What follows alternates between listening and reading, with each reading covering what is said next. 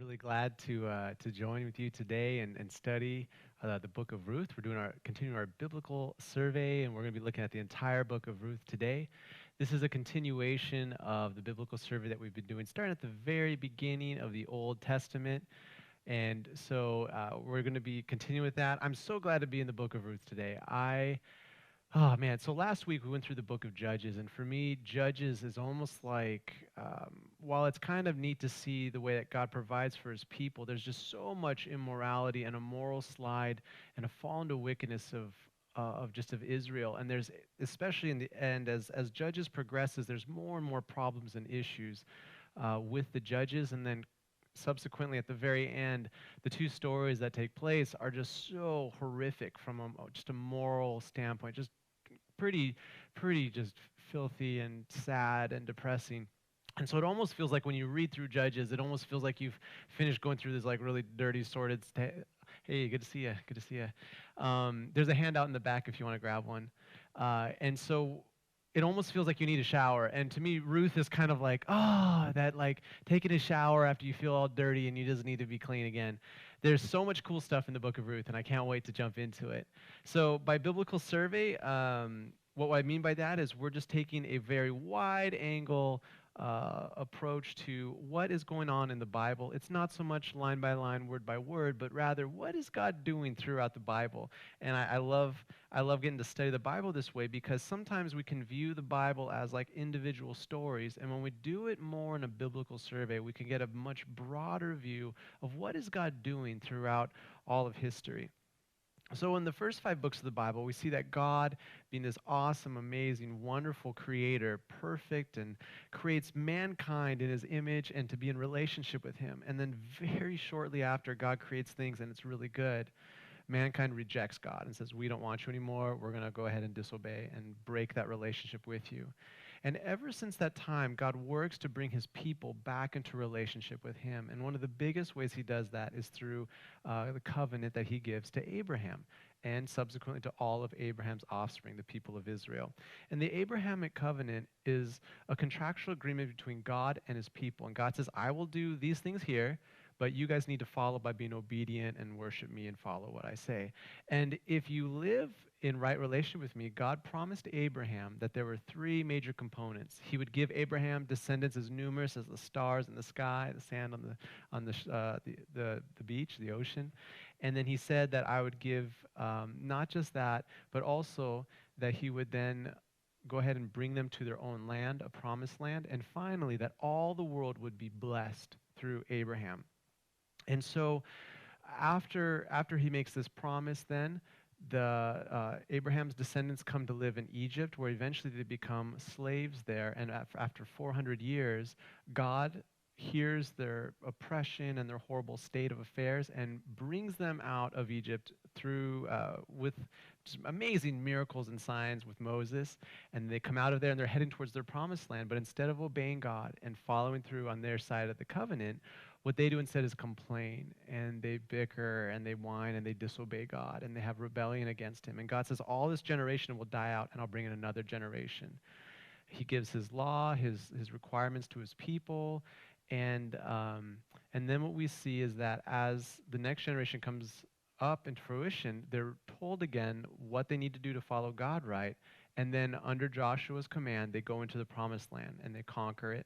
And God sets them up with their own land.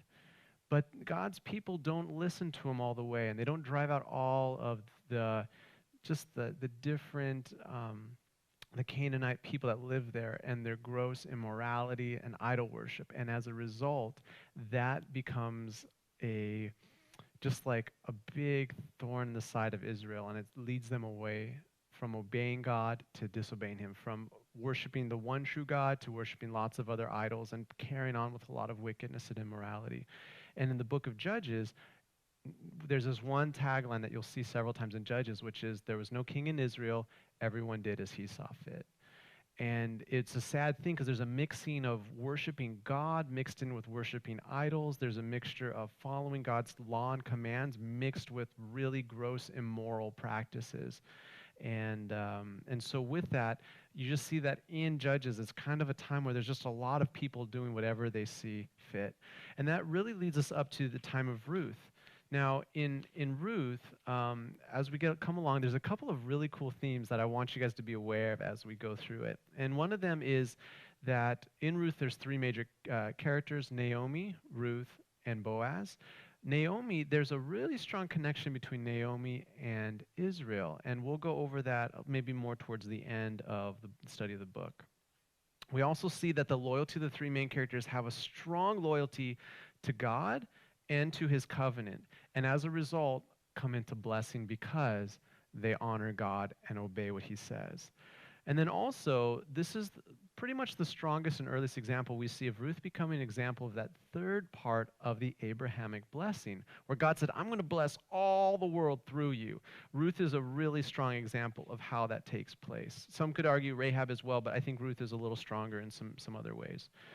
So the setting of Ruth is, you might wonder, like, okay, there's Joshua, there's Judges, there's Ruth. Why did we put Ruth in this part? And it's real simply because time-wise, this is about when it takes place. If you look at Ruth chapter 1, verse 1, it starts off in the very first sentence with the setting of Ruth. In the days when the judges ruled.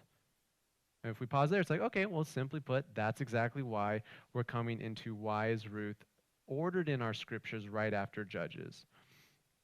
Along with that, I want to give this little small point about Ruth that's kind of interesting. Ruth is a simple four-part story, and it reads so good. It reads really well. In the original Hebrew, the little bit of study I was doing, I don't read Hebrew, but when I was trying to read up on it, it was actually written very intentionally. There's a lot of cool things that they do grammatically and in writing it and the structure. That's really neat stuff.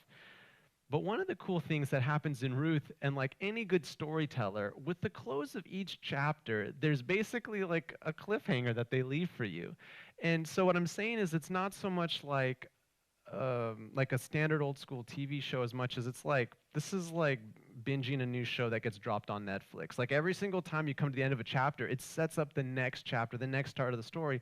So when you read Ruth, it's one of those books of the Bible where even though it's 4 chapters long, it is short, it just makes you kind of like, okay, well, what happens next? What happens next? And it's really intentional. It's kind of cool, actually.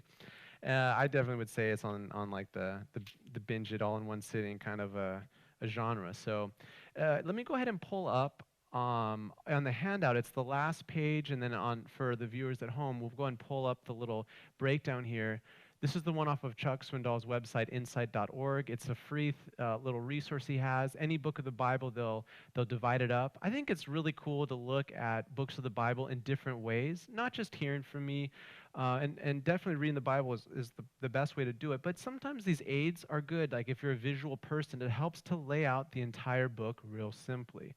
And if you can see, the way he divides it up is simply put, one chapter at a time. And that's intentional because, as you guys will see how it's written, that's the way it gets broken down here. So let's go ahead and jump into this really, really awesome book. Now, we're going to be reading a good amount today because of how short this book of the Bible is. So if you're at home, pull out your Bible. And for those that are here, I'm so happy to see you here, by the way. It's nice to be getting back into a little bit more normalcy, even though we had some bummer news from the governor. Hopefully that won't last too long, and we'll get back to way more normal. It'd be good for all of us, I think. So in the very, very first 6 verses, we're going to start off by reading that together. It says this: "In the days when the judges ruled, there was a famine in the land, and a man from Bethlehem in Judah, together with his wife and 2 sons, went to live for a while in the country of Moab. The man's name was Elimelech, his wife's name Naomi, and the names of his 2 sons were Mahlon and Chilion. They were Ephrathites from Bethlehem, Judah, and they went to Moab and lived there. Now Elimelech, Naomi's husband, died, and she was left with her 2 sons. They married Moabite women, one named Orpah and the other Ruth. After they had lived there about 10 years, both Mahlon and Chilion also died, and Naomi was left without her 2 sons and her husband. When she heard in Moab that the Lord had come to the aid of his people by providing food for them, Naomi and her daughter-in-laws prepared to return home from there." Now, remember this about Judges. Judges is a time period where God's people are going through these really big cycles, these cycles where they will fall into sin and idolatry. Because they fall into sin and idolatry, God removes his protective blessing from them. Then a foreign army, kings, will come and oppress them, and then they'll cry out, "Oh, this is horrible." And then God raises up a deliverer to free them, and then they have peace for a period of time. And when the judge, that deliverer, dies, then they repeat that cycle over and over again. So there's a lot of wickedness and a lot of issues. And one of the sad things here is that God had promised Abraham and his descendants, like, this is going to be your land, and it's going to be a land flowing with milk and honey, meaning like this is a land with tons of food. The farmland is super fertile. You're going to grow tons of crops. It's going to be awesome. You're going to have so much food. So it's a sad state of affairs when God's people, it says in verse 1, there was a famine in the land. And it's so bad that God's people leave the promised land. This is Elimelech, Naomi, and their 2 sons. They leave God's land that he provided specifically for them, and they go out of the promised land to Moab, which is like, this is a godless people. They're into idolatry. They're into all kinds of immoral practices. And it's really tragic that they leave God's place, they go to another place, and there, Naomi's husband dies, which is a huge tragedy. Her 2 sons both get married to Moabite women. We're going to kind of touch on that a bit later in this. And then after 10 years, her 2 sons die as well. Naomi's in a pretty rough spot at the intro of this whole thing. And it's sad because, like, there's the emotional sadness of, like, my husband died, and there's the incredibly, like, devastating sadness of a parent having to bury their own children. It's just not how God intended for things to go. And so you can say, like, oh, emotionally she's devastated. But there's a lot more devastation than just that. And those are horrible things. The other devastation is that she doesn't have the ability to care for herself. This is still, in this society, it's like she was very dependent upon her husband and sons to go ahead and to make a living. It's a very patriarchal society in that respect. So it would be hard for her to make a living and have a go at it. And along with that, the other thing is, if you remember when we talked through in some of the Pentateuch, where I talked about giving provisions of lands to different clans and different families of Israel, what it means is that her family's name, which is assigned a plot in Israel, no longer has an heir. There's no longer an heir to take over that place. And so that entire little family then, the family line is done. So it's looking at it in a couple of ways that it's really tragic. It's tragic for her immediately, no husband. Tragic for her next, no kids. But then the other thing is my line is cut off. I am never going to have descendants. And when you think about it in a familial way, that you're looking not just at your life now, but also what is to come and the legacy you pass on, she has no legacy to pass on. It has totally been taken from her. And so she hears in Moab that God had come back to the aid of his people and provided food for them. And she says, I'm going to go back to God's promised land. When she does that, though, it comes up to where we have a crossroads. Now, it's a crossroads because she tells her two daughters-in-law, her two daughters-in-laws come with her, and she says, hey, you know what?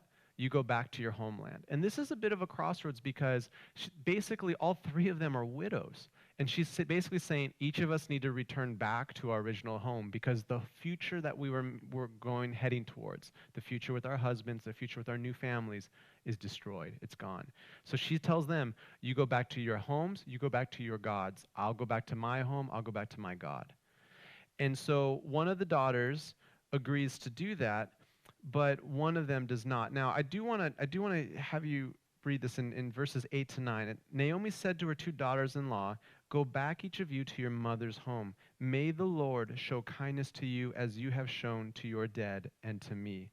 May the Lord grant that each of you will find rest in the home of another husband. The word rest there is similar, tied to Sabbath, like coming into Sabbath rest. But that word rest was also tied into the people of Israel coming into the promised land, that they'll enter the Lord's rest. And so there's a connection there, not just rest like, oh, you're going to get a nap or something like that, but it's just a place of like your soul finding rest. That's very important. So it's a very sweet blessing that she gives to them.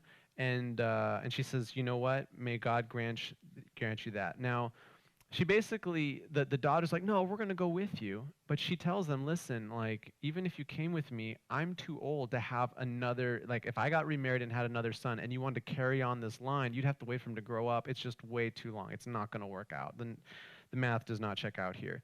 So she says, no, no, no, no, no. You guys go back to your home. And at that, the first daughter, Orpah, goes back. She kisses Naomi goodbye and goes back to her mother's home.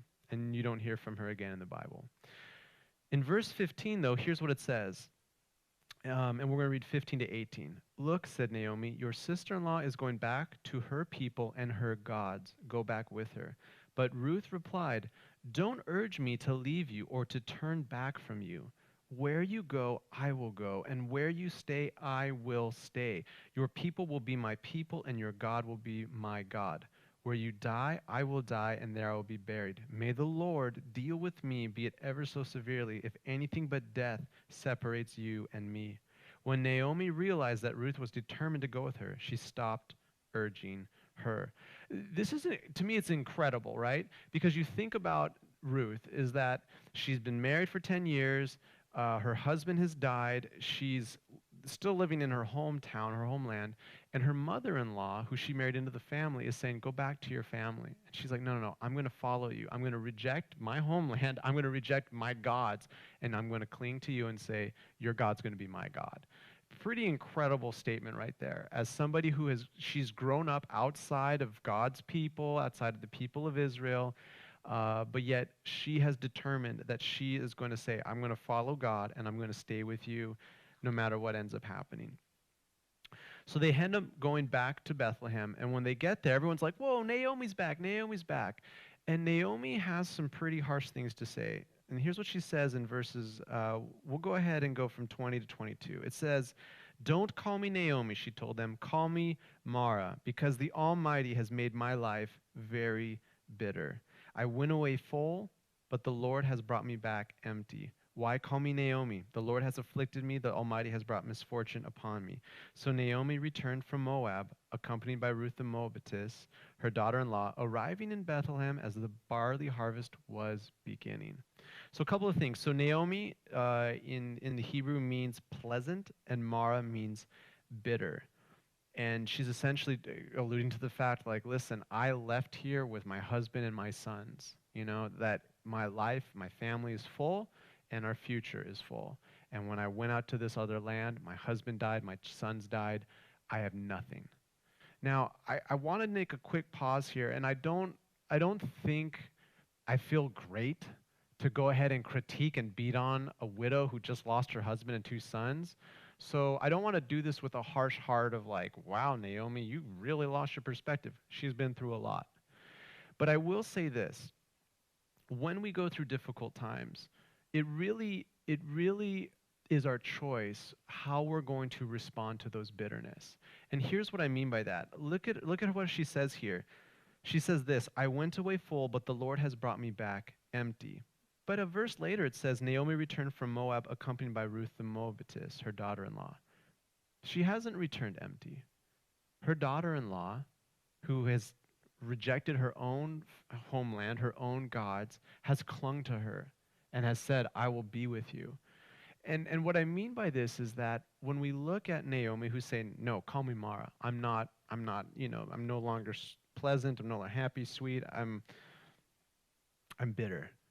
Is that she is missing a part of reality because she is focusing on going back to the well of sadness and bitterness instead of saying, you know what, God, you have taken all these things from me, and this is horrible. And it is horrible. This is something that is devastating. For a person to lose their husband and two sons, that is devastating. So I do feel like I understand that that's really horrible. But, but, but, when we focus on the things that make us bitter, we miss the things in our life that are good.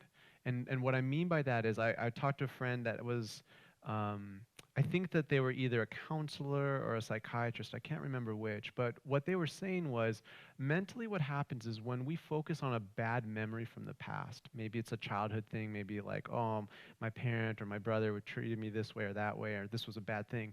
They say what happens mentally with us is whenever we go back to a bad memory and we relive it, it actually intensifies it in our memory. So what ends up happening is the more I am bitter, the more I focused on the bad things, the bigger it becomes in my mind and the more it consumes me. And I think all of us intuitively get this because you and I, we know people who are, and they've had tough things. I don't want to deny that they have had bad things happen in their life, trauma in their life, tragic things in their life.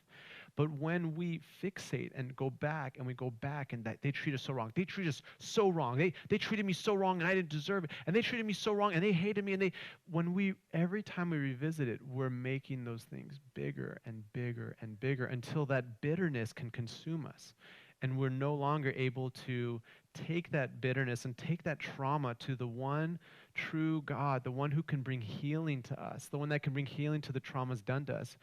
There are things that we have done that we didn't deserve to have done to us. But if we revisit those and revisit those and revisit those, and we're not able to receive healing from them, we'll make them worse and we'll amplify how big they become. And in this case, Naomi, I just feel like, oh, she missed the part that Ruth was with her. And Ruth is quite a gem, as we're going to find out. So remember what I said about how at the end of each chapter, it kind of leads into the next one. Here's what it says. It says, Naomi returned from Moab, accompanied by Ruth the Moabitess, her daughter-in-law, arriving in Bethlehem as the barley harvest was beginning, period. And it's funny because it's like, you're like, okay, so the barley harvest is beginning.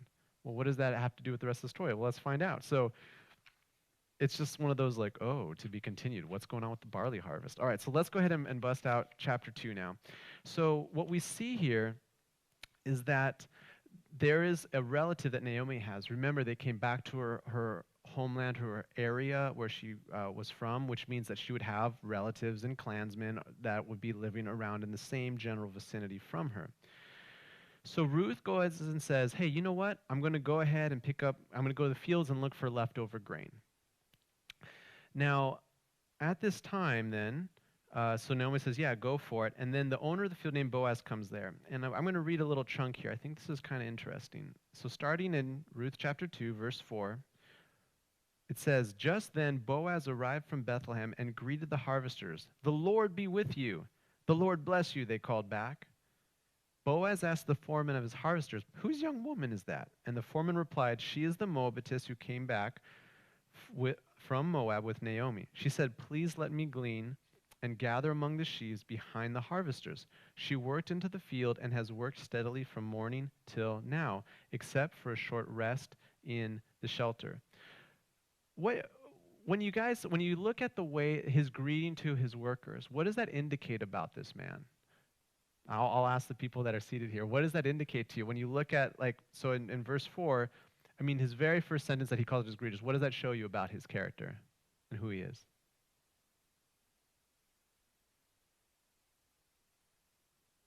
He's got a good heart, definitely. He's a man of God. The Lord be with you. So if you look at it like within the very first sentence he says, the Lord be with you, that's his greeting to his workers. And his workers call out, the Lord bless you. Remember, this is in the time of Judges when people did as they saw fit. Now, a lot of the more northern area tribes, they were falling into some gross immorality. But you see here with Boaz and with his people, there seems to be a high view of God right off the bat. That's just the first thing out of his mouth. He also seems to be a pretty attentive person. So it seems like he has a care of God, which is a good sign for a dude. And it seems like he's pretty attentive. He's like, wait, who's this girl? She's new. I don't recognize her. And here's the interesting thing. The foreman gives a little bit of a descriptor. It says, she went into the field and has worked steadily from morning till now, except for a short rest in the shelter. Interesting. What does that indicate about Ruth's character, about her work ethic? She's a hard worker. So she's not being a wimp. She's rolling up her sleeves and she's getting to work, except for a short rest. And harvest time, harvest time is potential that it could be quite hot and difficult work, but she's steadily worked. She's a hard worker. Excellent. So we're learning some more things definitely about who they are. So in verse 8 it says this, so Boaz said to Ruth, my daughter, listen to me. Don't go and glean in another field, and don't go away from here. Stay here with my servant girls. Watch the field where the men are harvesting, and follow along after the girls. I have told the men not to touch you, and whenever you are thirsty, go and get a drink from the water jars the men have filled. At this, she bowed down with her face to the ground. She exclaimed, why have I found such favor in your eyes that you notice me, a foreigner? And Boaz replied, I've been told all about what you have done for your mother-in-law since the death of your husband, how you left your father and mother and your homeland and came to live with a people you did not know before. May the Lord repay you for what you have done. May you be richly rewarded by the Lord, the God of Israel, under whose wings you have come to take refuge. Beautiful. May I continue to find favor in your eyes, my Lord, she said. You have given me comfort and have spoken kindly to your servant, though I do not have the standing of one of your servant girls. At mealtime, Boaz said to her, come over here, have some bread and dip it in the wine vinegar.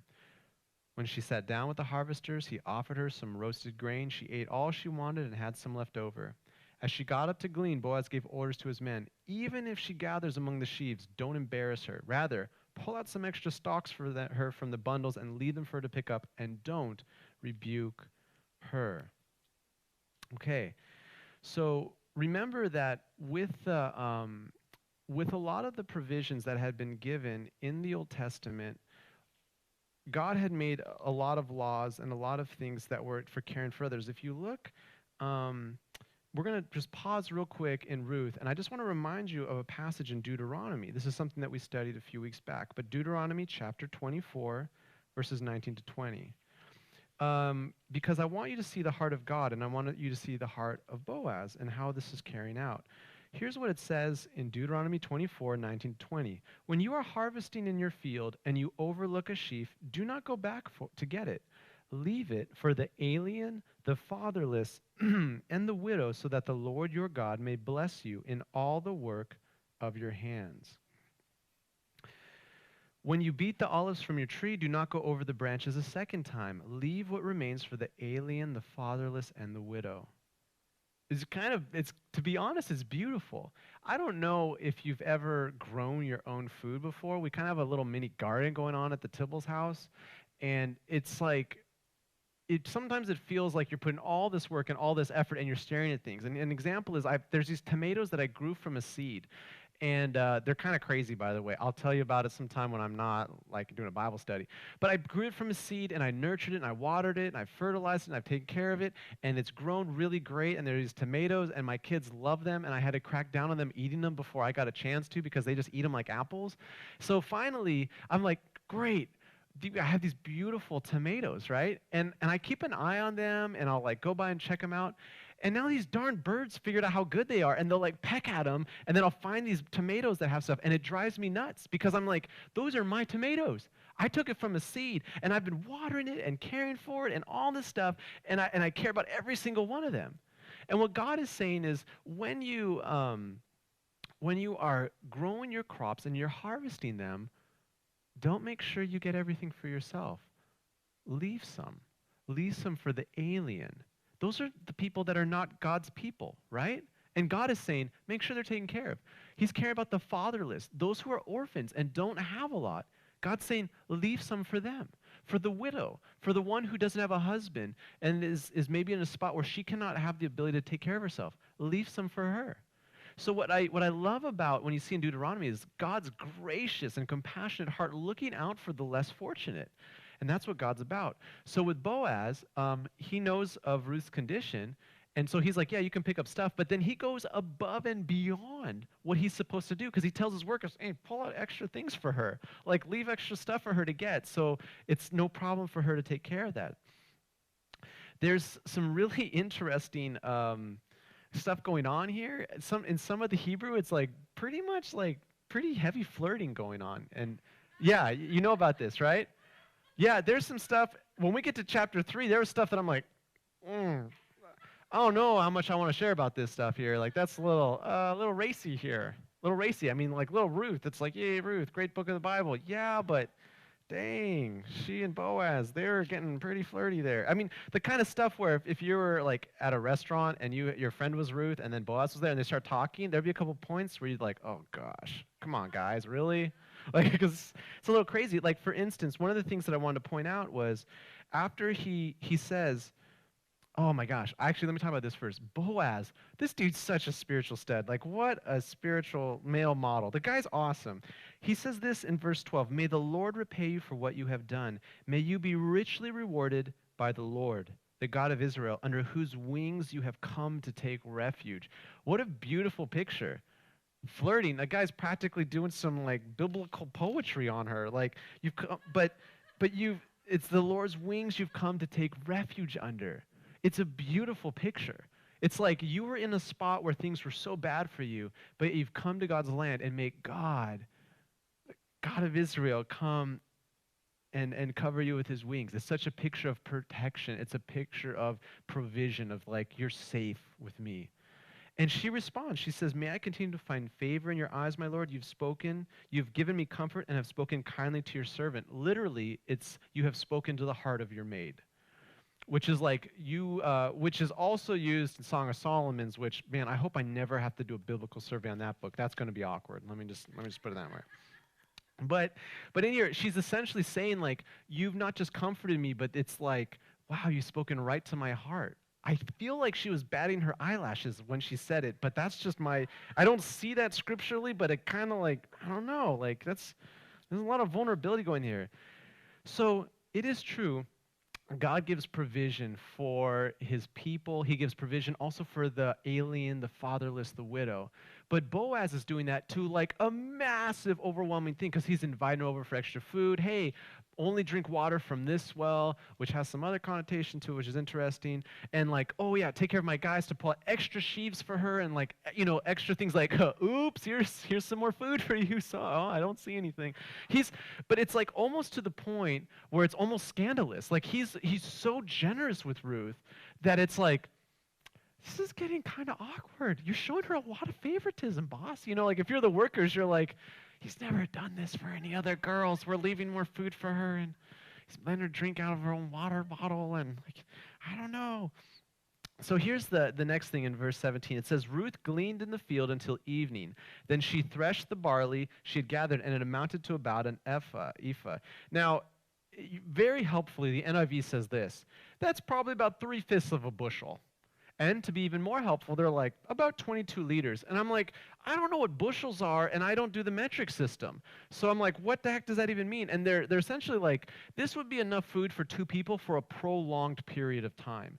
Essentially, some of the people that were scholars reading this were like, it almost, the description of this, they're like, it may have been meant to be almost comic relief. Because here you have Ruth doing 1 day's worth of work, and she's probably carrying a staggering amount of food that she can barely carry. Like, it's almost just like a whoa, whoa, like a cartoon character, you know? Like, it's just like Boaz's generosity. It's like you would expect if you're picking up the leftover grain in a field, you're like, maybe you come home, you got food for a day or two.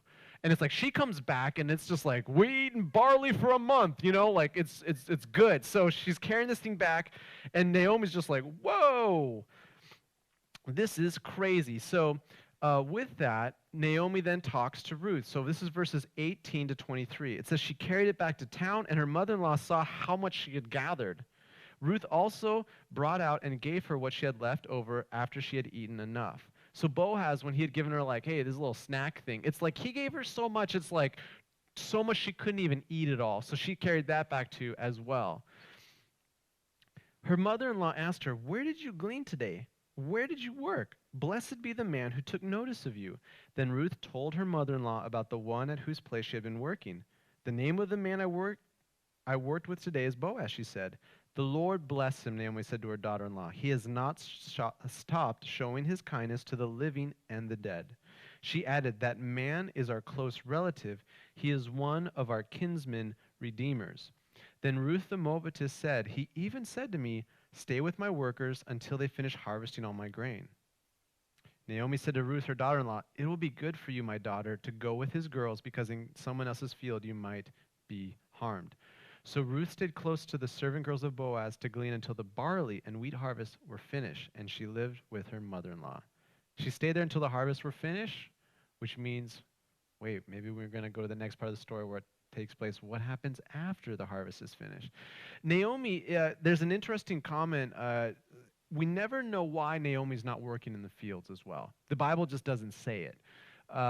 Judging from what we see of her, what we know about her, it's probably more reasonable to think she probably just physically couldn't do it than it was like a sign of her character. We don't have a sign of her character being like, the way that she talks to Orpah and Ruth and says, go back to you and God bless you and God give you rest, and the way she talks to other people and gives blessings to them doesn't seem to indicate someone of the character that's like, yeah, you know what, you go work, I'm just going to go kick up my feet and just hang out at home, like in the shade. It seems like there's she has a need. She has a need for some help.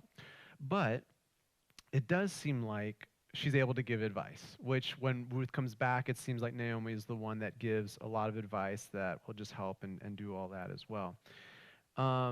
Now, interestingly enough, in here it talks about how that man is our close relative and he's one of our kinsmen redeemers. We're going to go, if we have a little more time, we're going to go at the very end and talk through a little bit about what's going on with the whole kinsman redeemer thing and Levitical law, because there's a lot of kind of interesting, crazy things about that.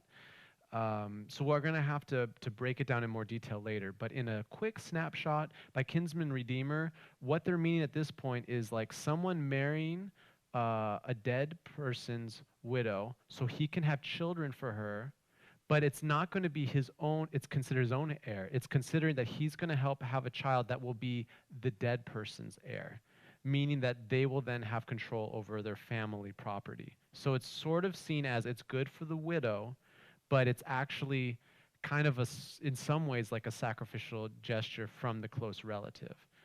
And the reason why is for the man, he could usually inherit that land. So let's say, for instance, oh man, I'm getting into all the details I didn't want to get into right now. I'm not going to go into the details. We'll go into it more later.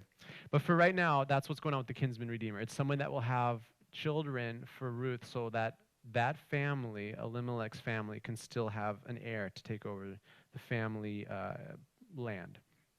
Okay, here we go. So she stays with them and gleans till the barley and wheat harvests were finished. Now, here we go to chapter 3.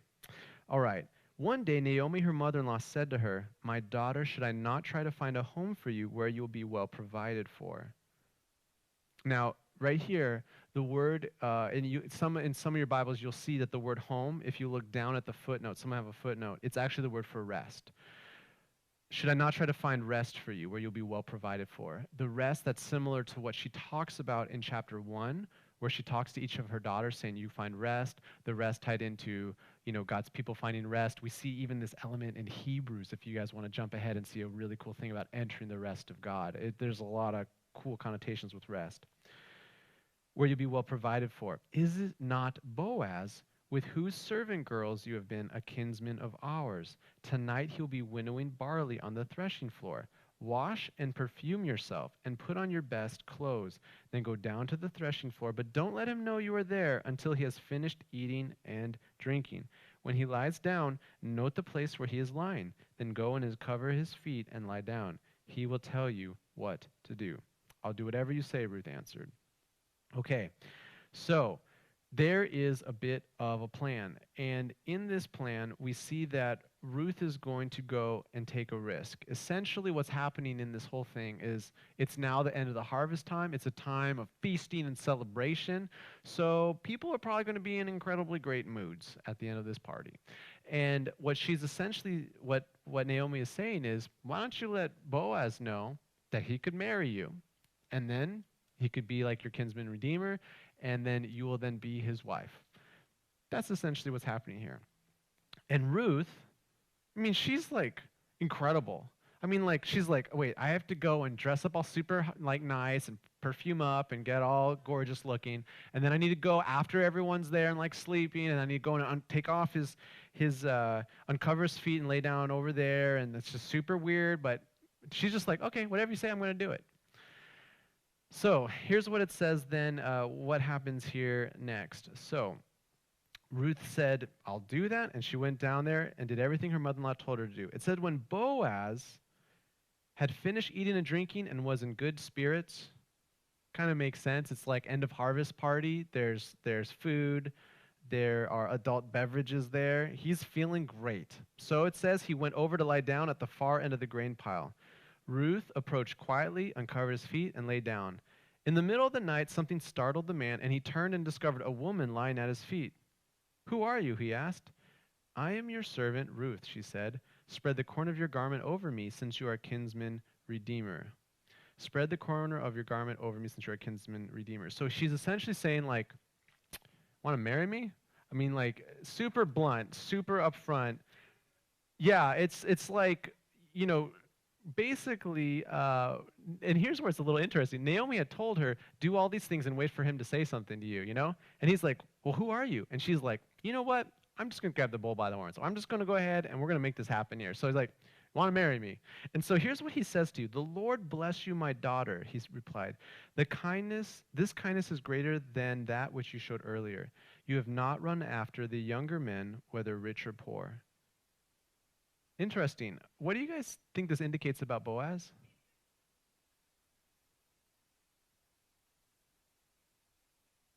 Yeah. He's got the hots for her. Well said, well said. He's been keeping an eye on her.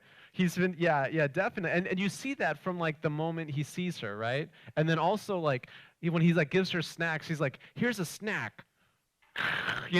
Here's some favor, like it's overloaded with, right? So but he hasn't made a move on her, and I think there's something else interesting. Do you have a thought about what that could be?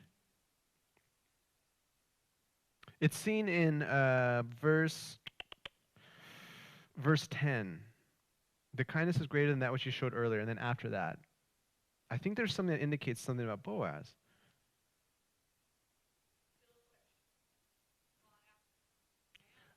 What does that indicate about him?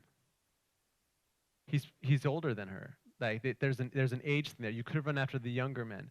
And it makes me like, I tried to search some commentaries. I didn't find anything on this, but it made me wonder a little bit about Boaz. It felt to me as if Boaz was basically, when he had seen her, and as you so eloquently put, had the hots for her, that I think for him, he was just like, man, you know what? This could work. Boaz and Ruth, it's got a good ring to it. Oh, ring, but I think it seems plausible to me that in his thinking, he's like, I'm kind of old. And because of how highly he was like respecting her, her honor, her integrity, her hard work, and also just who she was, that he probably was thinking, I'm just too old. Like I'm not the right guy. And the way that he talks about it is it's just pretty humble. So here's what he says. And now, my daughter, don't be afraid. I will do for you all you ask. All my fellow townsmen know that you are a woman of noble character. Although it is true that I am near of kin, there is a kinsman redeemer nearer than I. Stay here for the night, and in the morning, if he wants to redeem, good, let him redeem. But if he is not willing, as surely as the Lord lives, I will do it. Lie here until morning. So she lay at his feet till morning, but got up before anyone could be recognized. And he said, don't let it be known that a woman came to the threshing floor. Interestingly enough, I always thought that he was telling her that, but the commentaries I was studying were saying that grammatically, the way it's constructed, it's most likely that he's actually talking to his foreman, that he's actually giving a command like, hey, I don't want this getting out. And what we see is, so there's a couple of things I want to bring up in this. So the first is that the law of the kinsman redeemer was such that it was supposed to be the family member closest to the widow or the dead husband, then would be the first in line to redeem it. So Boaz is like, I'm a close relative. I'm like a third cousin, or but there's a second cousin. There's just somebody that's closer. He has first dibs. If he doesn't, my word is that I'm in. We gonna get married. There's gonna be a wedding. Now, interestingly enough, there's a whole lot of things about this whole situation that sound like, oh my gosh, red flag after red flag of possibilities for something immoral to go down. You're like, okay, we're having this after harvest. There's a party. There's a ton of alcohol going on here, right? It's nighttime. Nighttime is not a time where usually there's lots of righteous deeds going down. That's usually an opportune time.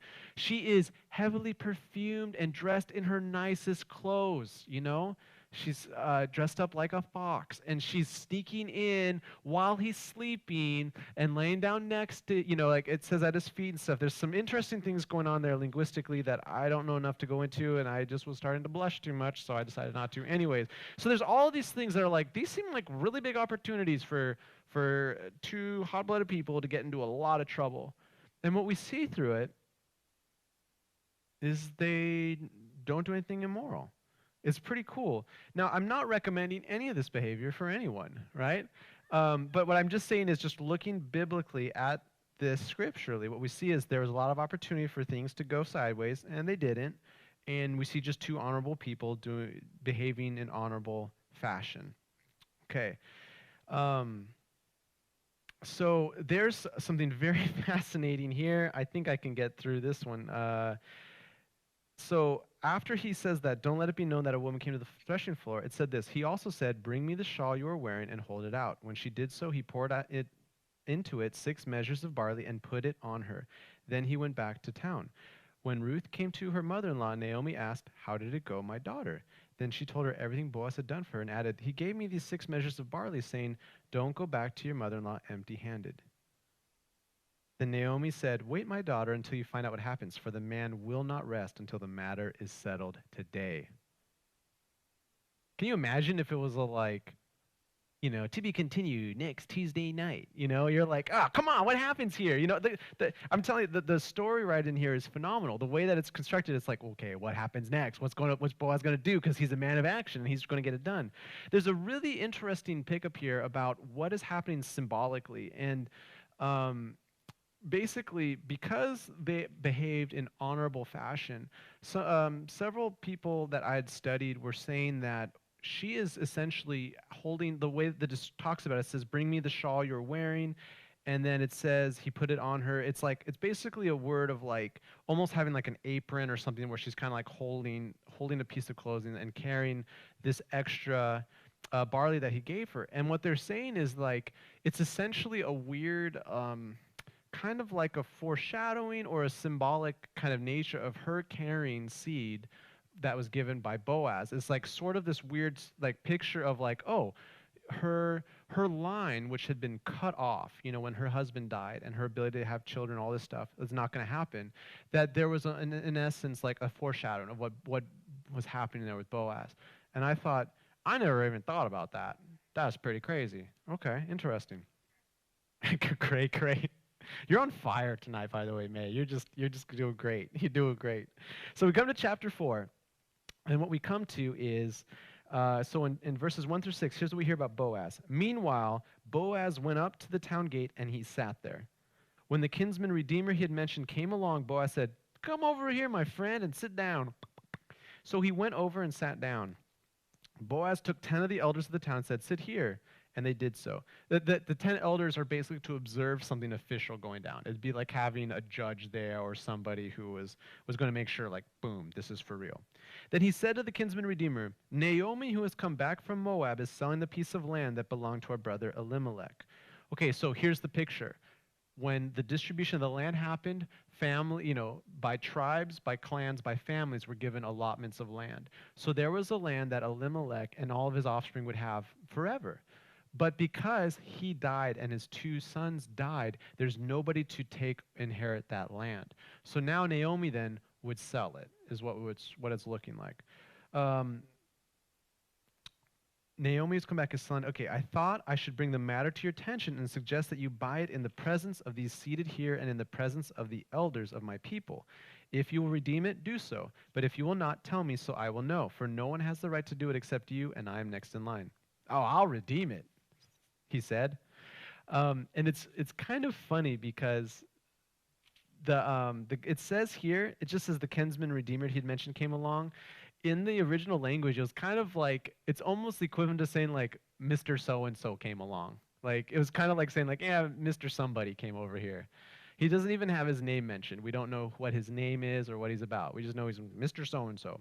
Boaz said, "On the day you buy the land from Naomi and from Ruth the Moabitess, you acquire the dead man's widow in order to maintain the name of the dead with his property." At this, the kinsman redeemer said, "Then I can't redeem it because I might endanger my own estate. You redeem it yourself. I cannot do it." Basically, what he's saying is, I'm not going to risk carrying on the line of Elimelech for him and having to deal with that whole situation, because part of the thing that goes on means that that property would not be for him personally. It would actually be for the son that he would have with the widow, and it would go to their family line. It wouldn't come back for him. So it's like not going to help him out at all if he does it. It's purely to help the other person. He's like, I'm not going to risk doing that. I'm going to keep my own estate here, and I'm not going to risk getting involved in there. What's interesting is, so basically, the kinsman redeemer said to Boaz, "Buy it yourself." And Boaz does that. Now, what's interesting here is that he won't risk this gesture, right? But Boaz will. And the funny thing is, because he risked this and did this kind gesture, this gesture providing, following through of what God had provided in the law, we know of Boaz. He's in the Bible, and then we'll find out in a little bit here just how famous he is. We don't really know anything about Mr. So-and-so. He just wasn't willing to risk doing anything like that. Interesting. Okay, so with that right there, we find out that Boaz is going to be the redeemer. So here's what it says. Boaz announced in verse 9 of chapter 4, "To the elders and all the people, today you are witnesses that I have bought from Naomi all the property of Elimelech, Kilion, and Mahlon. I have also acquired Ruth the Moabitess, Mahlon's widow, as my wife in order to maintain the name of the dead with his property, so that his name will not disappear from among his family or from the town records. Today you are witnesses." I love this. I love this because it's a story, really. When we say kinsman redeemer, there's a redemption story happening here. And here's the redemption story. For this one family, this property, this land that God had said would be for Israel, and then specifically for your family, it is now going to be given away to someone else because the family that was inherited it is no more. And yet, Boaz steps in to redeem this situation and redeem this land. And the way he does it is really selfless, because it's essentially saying, even though he's going to take on Ruth, and if they have a child, it will still be his own flesh and blood. It's not going to have his last name attached to it. It's going to have Elimelech's name on it. So it's almost like he's having this child as an act of service to the widow and to their family. And what's pretty amazing is that it's not just a redemption that changes her family, but it also changes the clan and really the land of Israel as itself. Like it preserves the work that God had done in the way that he'd given it. And I think that all good redemption stories are powerful like that. And they typically don't just impact the one, but the lives of those all around it. In this case, it's Boaz that's having to sacrifice to do the redemption. But it's beautiful. It's really awesome what he's doing here, so that his name will not disappear from among his family or from the town records. Today you are witnesses. Boaz, what a man. You know, like, guy is so great. See, like, once you read Judges and you're like, oh gosh, everyone is so screwed up and wicked, it's like, oh, thank you, God, for the book of Ruth, where we get to see some really awesome people do some really cool things and living in line with your covenant, with your law, with your heart, and seeing the blessing that is coming out of it. Then the elders and all those at the gate said, we are witnesses. May the Lord make the woman who is coming into your home like Rachel and Leah, who together built up the house of Israel. May you have standing in Ephrathah and be famous in Bethlehem. Through the offspring the Lord gives you by this young woman, may your family be like that of Perez, whom Tamar bore to Judah. Pretty cool that the elders then are like, here's a blessing, that it's not just a business transaction about land, but this is about line continuing. And he brings up some pretty kind of amazing people. So you have people like Leah and you have people like Tamar who were proactive about bringing about children that ended up being a lot of the population of Israel. And even an interesting point at this is you see that they bring up Rachel as well. And if we remember Rachel's account, she was a woman who was barren for many years and then only had two sons, Joseph and Benjamin. And similar to that, what we know about Ruth at this point is that she has had issues with barrenness as well, because her husband, they were married for 10 years and they had no children in that time. So there was some issue there with not being able to have kids. We don't know if it's husband's line, wife's line, both of theirs, where the issue is, but she's been barren up to this point. And so this blessing is really a beautiful blessing, talking about bringing forth children, and a woman being proactive, similar to how Ruth was, I guess. And then also seeing the blessing like Rachel, who was barren, but God opened her womb, and she was allowed to have children. So from there, we see in verse 13, Boaz took Ruth, and she became his wife. Then he went to her, and the Lord enabled her to conceive, and she gave birth to a son. The women said to Naomi, praise be to the Lord, who this day has not left you without a kinsman redeemer. May he become famous throughout Israel. It's amazing that God provided a redeemer, that God provided for a situation that was hopeless, that had no future. God, in the sending of a redeemer, brought someone that changed the fortunes of the family, that brought life into a situation where there was death and there was no hope. He will renew your life and sustain you in your old age. For your daughter-in-law, who loves you and who is better to you than 7 sons, has given him birth. Beautiful. Finally, remember the words of Mara, bitter. I went away full and I came back empty. In her bitterness, forgetting the great gift of Ruth. And at this point, Ruth is being shown for the gem that she is, where the people are praising her. The women are saying, your daughter who loves you and who is better to you than 7 sons. We can look at this with eyesight from like 21st century perspectives. We got to remember this is a patriarchal society that typically when women, I was reading in this, like usually when you see pairs of women, they're almost always in opposition against each other. This is the first time in scripture where you see 2 women where they're like really in lockstep and really for each other. It's really beautiful. This is very countercultural for the time and looking at having the women being 2 of the 3 main characters of the story, and for them to say something like, your daughter-in-law, who is, remember, not of the people of God, she's a foreigner, she's a Moabite, she's from Moab, which are like a wicked and idolatrous people. And they're saying she's better to you than 7 sons. That would almost be borderline blasphemy in old school Jewish culture to say that. I mean, but Ruth has proved so much value and so much worth. You know, she's been incredible. It says Naomi took the child, laid him in her lap, and cared for him. The women living there said, Naomi has a son, and they named him Obed. He was the father of Jesse, the father of David. It's pretty awesome. So here's what we see is that Ruth is then giving birth to the grandparent of the most famous king in all Israel, a man after God's own heart. Unbelievable. There's some pretty cool stuff too if you look at Rahab being tied to this line as well, a couple generations back. But I don't want to get into that too much.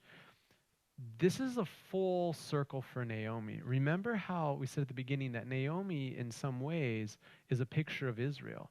And as Naomi leaves the promised land and goes away to a foreign country, just like God's people left God, the promises of God, the laws of God, the covenant of God, and went away to foreigners, right? And within that, Naomi lost her family, had a breakdown, emptiness. Just like when God's people rejected God and went to things that were wicked and no good, they were broken and oppressed. And yet, when they returned to God, even though they're empty, even though they're bitter, God had mercy on them like he did with Naomi and brought about deliverance from their trouble and an amazing redemption story, just as he did all throughout the book of Judges. So Naomi provides a really interesting kind of focal point here. Um, in some ways, I wouldn't say that the story is told through her perspective, but she is the person that is mentioned at the very beginning, at the very end. So even though it is the book of Ruth, and I think Ruth is an awesome character, it is intentional that Naomi has the journey that takes place at the beginning and the end there. And you've seen her arc and how it mirrors Israel should give like a pretty beautiful picture of God's grace in the midst of heartache and all that. It's just pretty unbelievable.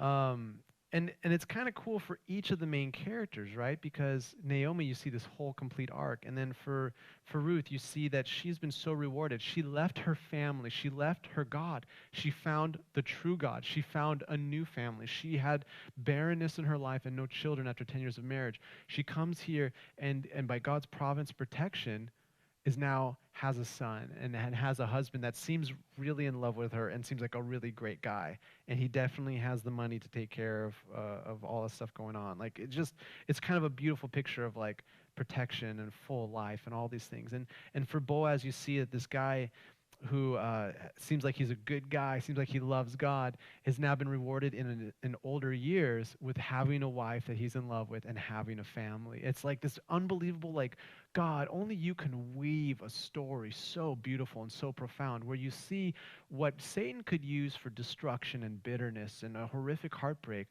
God weaved into a beautiful picture of his redemption. There was sacrifice all around, there was painful periods of time all around, times of loneliness, times of like, whoa, are you there, God? But then you see that God has his way. He takes care of his people. He takes care of his people. There's a couple, I've gotten to work with young men at the church here for a long time, just being youth pastor for a lot of years. And inevitably and I've said this for both guys and girls, is that there's inevitably a time in almost all of our lives as when you're a single person that you'll feel like, I don't know if I'll ever find somebody like special to marry. I feel like I'll always be alone. I don't feel like there's somebody that it's really going to be a great relationship or someone really great would ever see me and want to be with me. And the thing that I've gone back to and I've seen so many times is God takes care of his people. God takes care of his people. One of my closest friends growing up, he's one of the most, he's like, there's people that are like self-deprecating and like bag on themselves.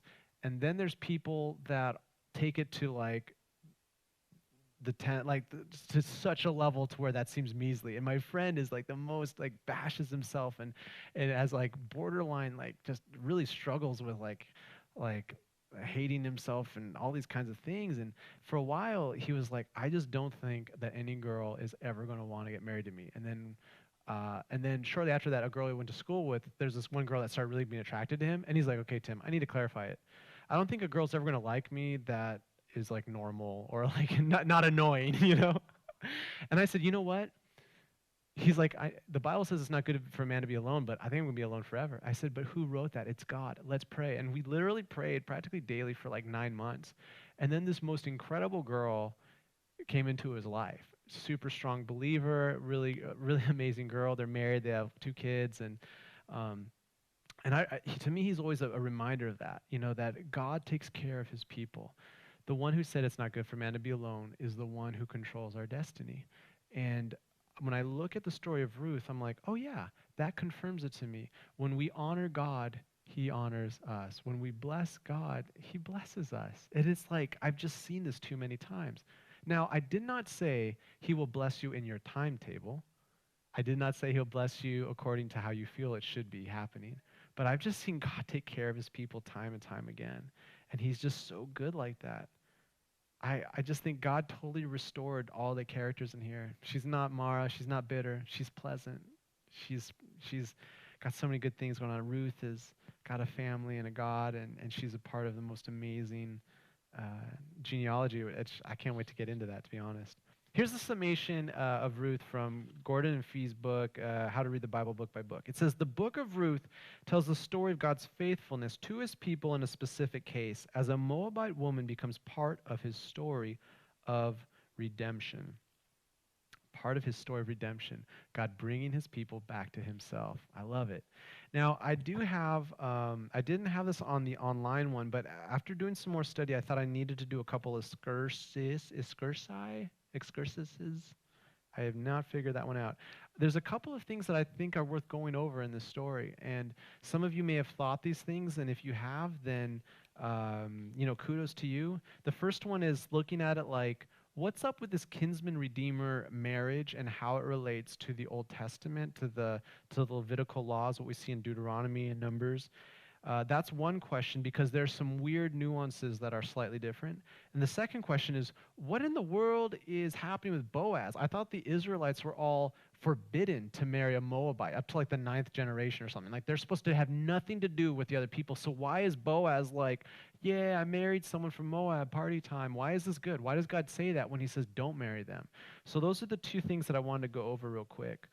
So the first thing is that there are two different components of this whole Redeemer thing. And the first one is looking at this idea called a Levirate marriage. Now, in Deuteronomy chapter 25 is where we get a little indicator of this. So Deuteronomy 25, verses 5 to 10. Let me go ahead and read that real quick. It says, if brothers are living together and one of them dies without a son, his widow must not marry outside the family. Her husband's brother shall take her and marry her and fulfill the duty of a brother-in-law to her. The first son she bears shall carry on the name of the dead brother, so that his name will not be blotted out from Israel. Remember, this is an act that is to be helpful to the widow. It's in some ways it's sacrificial for the brother-in-law that's having to fulfill this. However, if a man does not want to marry his brother's wife, she shall go to the elders at the town gate and say, my husband's brother refuses to carry on his brother's name in Israel. He will not fulfill the duty of a brother-in-law to me. Then the elders of his town shall summon him and talk to him. If he persists in saying, I do not want to marry her, his brother's widow shall go up to him in the presence of the elders, take off one of his sandals, spit in his face, and say, this is what is done to the man who will not build up his brother's family line. That man's line shall be known in Israel as the family of the unsandaled. Brutal. So it's very dishonorable for him to not help out his brother, because it's like, I know you don't want to help out your brother, but that's dishonorable. Part of the thinking too in the line of, part of the reason why a guy would maybe be unmotivated to help out was because the way that land would be inherited would be, to your son, and if not to your daughter, and if not, it could go to a brother. So the thinking would be, wait a minute, my brother has a little property of land. He died. He has no sons. The wife wants me to like marry her, but the kids that we have are not my kids. It's not my land. It's theirs. I'm actually carrying on my brother's name for them. But if I don't do that, maybe I could take over that land myself, give it to my kids. So there's a bit of a duality thing going on right there. Now, there's another thing going on with this whole idea of a redeemer, and that's in Leviticus chapter 25. So Leviticus chapter 25, verse 25 to 28. Here's what that says. It says, oh wait, I'm sorry, I got the wrong page here. It says, if one of your countrymen becomes poor and sells some of his property, his nearest relative is to come and redeem what his countryman has sold. If, however, a man has no one to redeem it for him, but he himself prospers and acquires sufficient means to redeem it, he is to determine the value for the year since he sold it and refund the balance to the man to whom he sold it. He can then go back to his own property. But if he does not acquire the means to repay him, what he sold will remain in the possession of the buyer until the year of Jubilee. It will be returned in the Jubilee, and he can then go back to his property. The year of Jubilee, so every 7 years was a Sabbath year. The year of Jubilee was every 7 Sabbath years, so every 49 years. At the year of Jubilee, any property that had been sold would revert back to the original seller.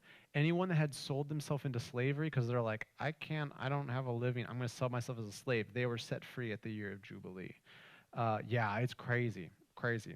So with that here, the Redeemer, this whole laws about a Redeemer was used to help someone who had fallen into a horrible place. They were in crushing poverty. They could not take care of themselves. They could sell then their property to a Redeemer, and the Redeemer could keep that until the year of the Jubilee, is essentially how that would work out. But here's what's a little strange about these two different things. When we see in Ruth happening is Boaz and that entire town, it seems like they're conflating the two and having some variation of the two, which means that they are looking at a lot of the heart of what's going on in the law, but it's not exactly precisely the same. There's different components because in this whole idea of redeeming land, there's no mention of marriage or anything like that. So the idea is that it looks to be that, remember in Judges, it's like the time where people do as they see fit, that there was some keeping of like, they're wanting to keep the heart of what God had given them in the law, but there was some kind of mixing, blending, whether it was some type of oral tradition, whether it was the elders saying, you know what, in this situation, it's going to be carried on this way. Because when Boaz says, hey, you want to redeem this land and buy it, but you have to marry the widow, that's not seen in the Levitical laws. It has parts of it, but it seems like they're kind of mixing and blending a little bit. So it's a little bit blurry, a little bit messy, but it seems like they're really working at trying to keep the heart of the law with that whole redeeming the land, marrying Ruth, having children for her, buying it from Naomi, and all that. So there's that component. The other part is if you look in Deuteronomy chapter 23, there is something really strong said about intermarriage here. And so in Deuteronomy 23, verses 2 to 6, it says, no one born of a forbidden marriage, nor any of his descendants may enter the assembly of the Lord, even down to the 10th generation. No Ammonite or Moabite or any of his descendants may enter the assembly of the Lord, even down to the 10th generation. Okay, that's pretty crazy, all right? So I don't know how much more stronger of a prohibition you can get on intermarrying with an Ammonite or Moabite and saying that none of their descendants can enter the assembly of the Lord up to the 10th generation is really strong. For they did not come to meet you with bread and water on your way when you came out of Egypt, and they hired Balaam son of Beor from Pethor in Aram Naharaim to pronounce a curse on you. However, the Lord your God would not listen to Balaam, but turned the curse into a blessing for you, because the Lord your God loves you. Do not seek a treaty of friendship with them as long as you live. So here's my question. How do we reconcile this kind of a command? This is pretty clear. This isn't like, God, I just wish I could understand what you really meant about intermarriage with Moabites. It's like, it is said so clearly and so strongly, don't intermarry, and the descendants of them are not allowed in the assemblies of God. So how do we go from that to Boaz, God worshiper, follower of God, saying, I'm going to take Ruth the Moabite, as my widow, as my wife. And I'm wondering if some of that is why the first kinsman redeemer was like, no, I'm not going to risk that. That's bad. She's Moabite. I'm not going to do that. So what is going on with that? Now, there's some kind of interesting theories on how do you deal with that. But I think one of the interesting things about all of this comes down to Genesis chapter 12. So if you go to Genesis chapter 12, I think this is helpful as a way to think through how is it possible that Ruth is considered a hero, even though she is from a pagan and wicked idolatrous nation, And why is it okay that Boaz marries her and she's in the line of King David? How is that even possible? In Genesis 12, verse 3, God calls Abram and he gives him this blessing. He says, I will make you into a great nation and I will bless you. I'll make your name great and you will be a blessing. And then he says this, I will bless those who bless you, and whoever curses you, I will curse. And all peoples on earth will be blessed through you. Here's one of the possibilities of why it is that Ruth is considered okay to come in, even though she's from an evil group. When you look at the line here, curse those who curse, that is strongly, like, you can see that played out really good with, and they're talking about it with famous Moabite Balaam, that you see that here's a person who is trying to curse God's people, and he ends up having a curse brought on him, his death and destruction. But Ruth then kind of falls into the second part of this blessing for Abraham. Whoever, I will bless those who bless you. When you think about Ruth and you think about her role with Naomi, the blessings that Ruth gives and the way that she lives in relationship to God, she has been someone that has been bringing blessing to God's people and to God's name itself, to forsake her own gods and to forsake her own land and to pursue worship and obedience to the one true God and to blessing his people. So I think that one of the ways that's feasible, why it's okay, why you'd consider it okay, is because here's a person, and like Boaz said, she has noble character, is that this is someone who has brought blessing to the name of God and to God's people. Another kind of interesting point that I think that you could work off of is in Galatians chapter 3. In Galatians chapter 3, verse 8, this is kind of cool.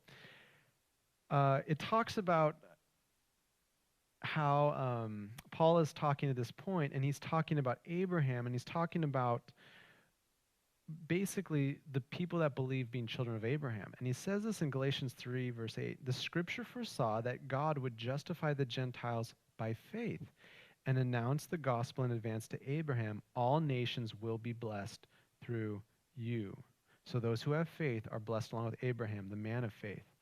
Interestingly enough, when we consider this, what Paul is saying is that the last part of the Abrahamic blessing, that all the world will be blessed through you, is that Scripture was foreshadowing a future when God's blessing would not just be for his own people, but for all people of the world, which would include even people from Moab. And so, in a way, some of the argument is her life was one of blessing towards God and to his people, and then also her life basically is a representation of this beautiful foreshadowing of how God is going to bless the entire world through his people, and how there's neither slave nor free, Jew or Gentile, and then even male or female in this case, that the blessing falls on a female Moabite is like, it's incredible. It's such a shining example of God's grace and his love and his kindness. And as we close up the study for this week, I think it's important as we look at Ruth and we see, I made a comment that she's an example of that last component of the Abrahamic blessing, God, the entire world being blessed through Abraham's people.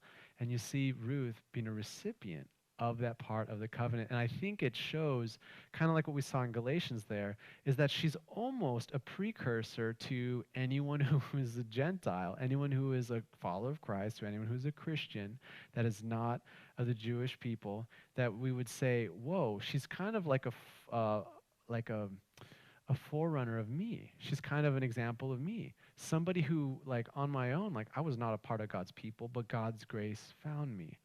And in that, now my life is one of just seeking to give obedience to him, of glory to him.